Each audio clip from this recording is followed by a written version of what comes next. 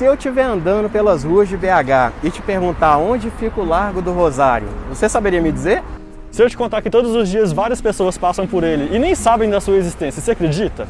Hoje nós vamos falar do Largo do Rosário e toda a história que esse lugar carrega. Vamos lá?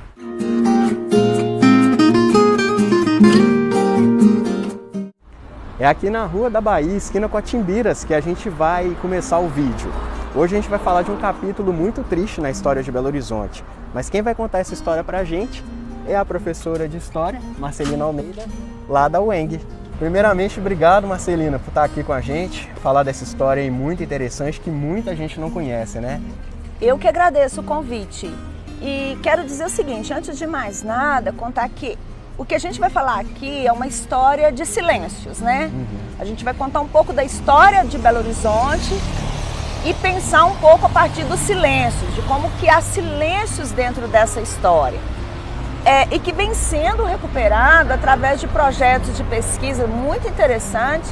Um deles conduzido pelo Padre Mauro, lá do Muquifo, que é o Museu de Quilombos e Favelas Urbanos, em parceria com alguns outros pesquisadores, dentre eles o Alex Boer, lá do Instituto Federal de Minas Gerais, lá de Ouro Preto, que tem um projeto lindo que se chama Paisagens Pitorescas, né? Que é para tentar recuperar essas paisagens e essas histórias que estão às vezes silenciadas por essas diversas camadas que a cidade vai, né, se colocando na medida do passar do tempo.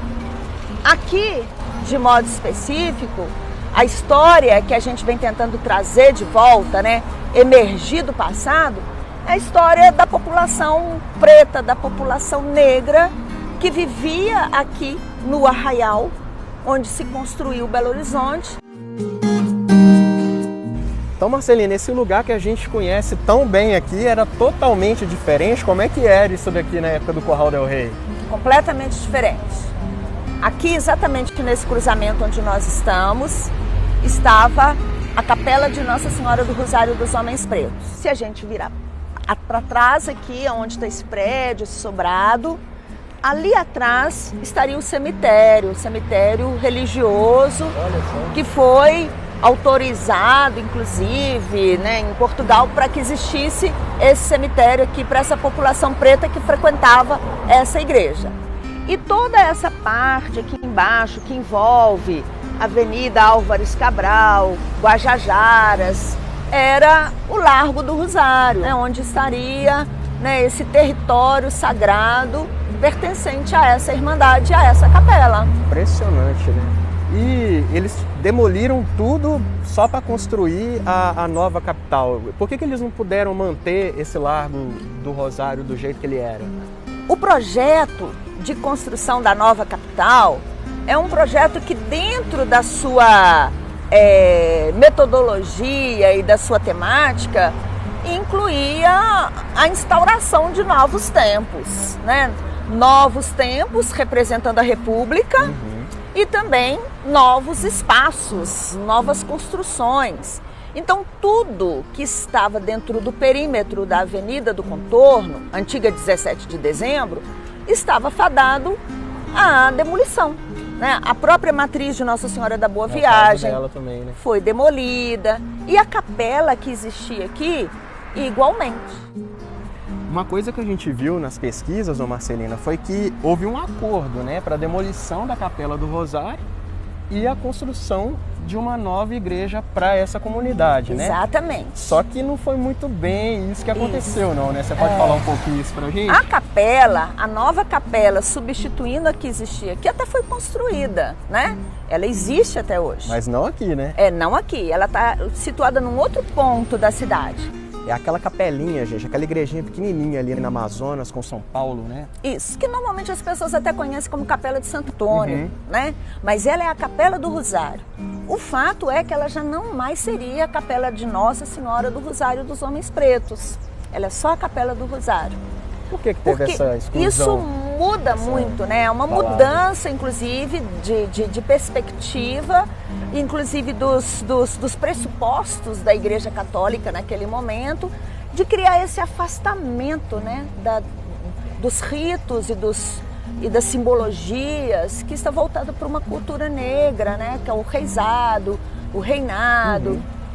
Era muito comum aqui no Largo do Rosário acontecer. As festas, isso nas pesquisas. essas festas de tradição africana, elas estavam presentes aqui nesse local. Fazia parte da comunidade. Né? E quando a capelinha foi inaugurada lá em 1897, em setembro de 1897... 3 meses antes, né, da inauguração de Belo Horizonte. Isso, a ideia era que ali também se pudesse fazer as festas com essa tradição africana, afro-brasileira. Entretanto, o bispo, o Dom Cabral, ele vai proibir terminantemente esse tipo de ritual, porque ele entendia que não eram rituais que estavam diretamente ligados, né, com uma tradição católica, tradicional, essas questões. Que a gente pode até entender também com um preconceito, né, em relação a esses ritos. O afropatrimônio do Curral del Rei foi sendo completamente destruído e, com o passar do tempo, a população negra começou a perder espaço na cidade. Marcelina, como que era a população negra na cidade? Era muito expressiva? Como eles viviam? Quando a gente pensa na história do Arraial do Curral del Rei, posteriormente Arraial do Belo Horizonte, para depois se transformar na capital, a gente supõe que a população negra que vivia aqui era muito expressiva, era muito grande. Né, que tenha participado do processo de construção, de ocupação desse território no período colonial, no período imperial. Uhum. O que acontece?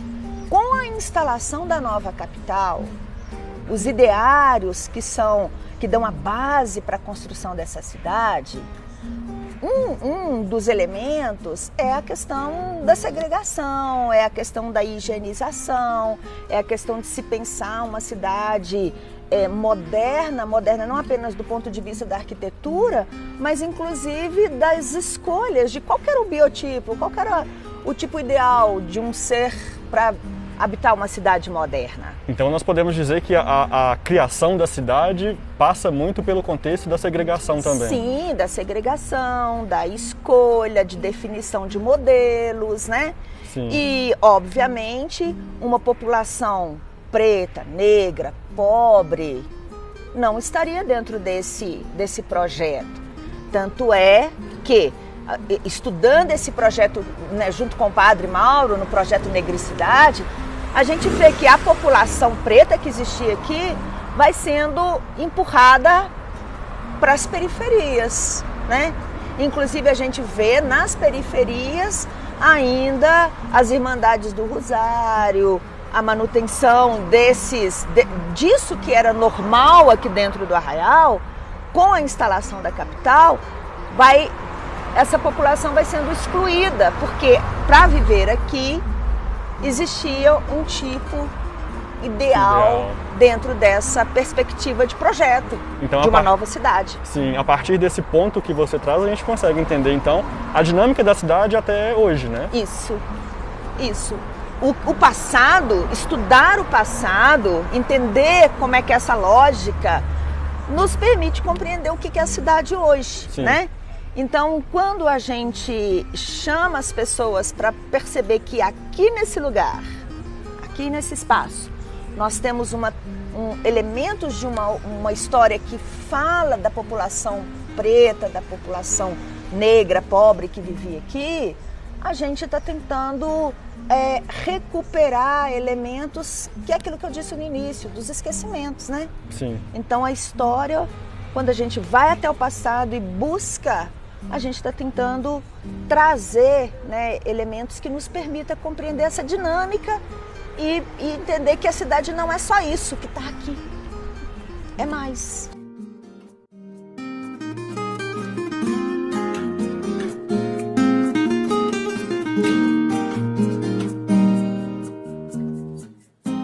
Bom, Marcelina, já que a gente falou que tudo isso impacta no contexto da cidade atualmente, né, nas dinâmicas atuais da cidade, como que é o significado do Largo do Rosário hoje em dia? Como que ficou esse significado? Eu penso que quando a gente traz essa história, né, recupera essa história e mostra que aqui funcionou houve o Largo do Rosário com uma igreja, com um cemitério.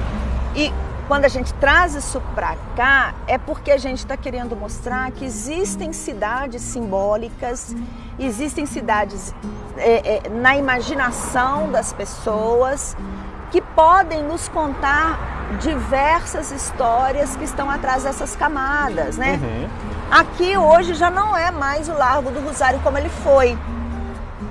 Não dá para trazer isso de volta, recuperar na sua essência. Sim. Mas simbolicamente, na medida em que a gente afirma esse lugar como um lugar de representação de uma cultura ou de uma comunidade negra, a gente está tentando mostrar que é possível pensar sobre essa história do silêncio, mas também permitir que as pessoas conheçam uma história que está escondida, né? Que está escondida sob o asfalto. Sim, por mais essa é a ideia. Por mais que a estrutura física não exista, o significado se mantém até hoje. Né? Isso. A gente, inclusive, gosta de chamar isso aqui, todo esse espaço, de Largo do Rosário. Marcelina, obrigado aí por essa aula que você deu pra gente. Tenho certeza aí que muita gente não sabia dessa história e agora está sabendo. E é legal, né, gente? Por mais que seja um capítulo muito triste da nossa história, assim como de vários fatos da história do Brasil, a gente poder conhecer um pouquinho mais aí da nossa cidade, né? Pois é, Belo Horizonte tem histórias surpreendentes, tanto da parte mais recente da cidade, tanto com aquilo que já passou e ainda, infelizmente, não existe mais, né? Então deixa aqui pra gente nos comentários o que você achou desse vídeo, compartilha com todo mundo esse vídeo, porque ele vai estar disponível tanto no IGTV quanto no YouTube. A gente se vê por aí, pelas ruas de BH. Tchau!